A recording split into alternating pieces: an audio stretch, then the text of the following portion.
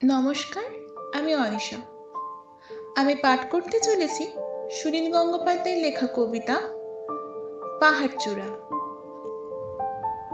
অনেকদিন থেকেই আমার একটা পাহাড় কেনার শখ, কিন্তু পাহাড় কে বিক্রি করে তা জানি না। যদি তার দেখা পেতাম, দামের জন্য আটকাতো না। আমার নিজস্ব একটা নদী আছে, সেটা দিয়ে দিতাম পাহাড়টার বদলে। কে না জানে পাহাড়ের চেয়ে নদীর দামই বেশি। পাহাড় স্থান, নদী বহমান। তবু আমি নদীর বদলে পাহাড়টাই কিনতাম। কারণ কারণ আমি ঠকতে চাই।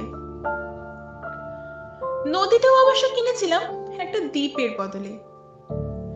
ছেলেবেলায় আমার বেশ ছোট্ট খাট্ট ছিম ছাম একটা দ্বীপ ছিল। সেখানে অসংখ্য প্রজাপতি। শৈশবে দ্বীপটি ছিল আমার বড় প্রিয়। আমার যৌবনের দ্বীপটি আমার কাছে খুব ছোট লাগলো। প্রবাহমান ছিপছিপে তন্নি নদীটি বেশ পছন্দ হলো আমার। বন্ধুরা বলল, এইটুকু একটা দ্বীপের বিনিময়ে এত বড় একটা দ্বীপ পেয়েছিস, খুব জিতেছিস তো মাইরি।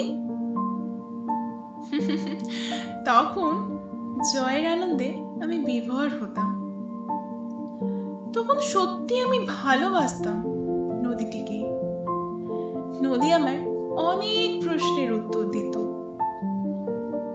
যেমন, বলো তো আজ সন্ধ্যাবেলায় বৃষ্টি হবে কিনা।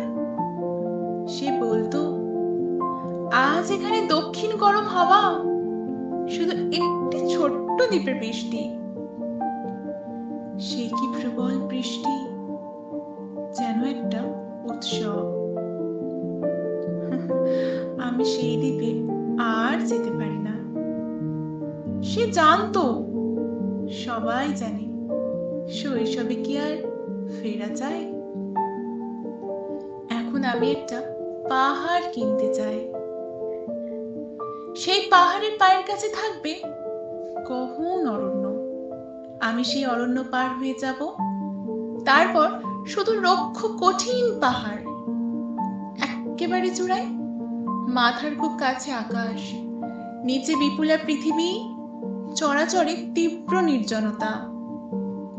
আমার কণ্ঠস্বর সেখানে কেউ শুনতে পাবে না। আমি ঈশ্বর মানি না, তিনি আমার মাথার কাছে ঝুঁকে দাঁড়াবেন না। আমি শুধু 10 দিককে উদ্দেশ্য করে বলবো, প্রত্যেক মানুষই অহংকারী। আমি এখানে একা। এখানে আমার কোনো অহংকার নেই।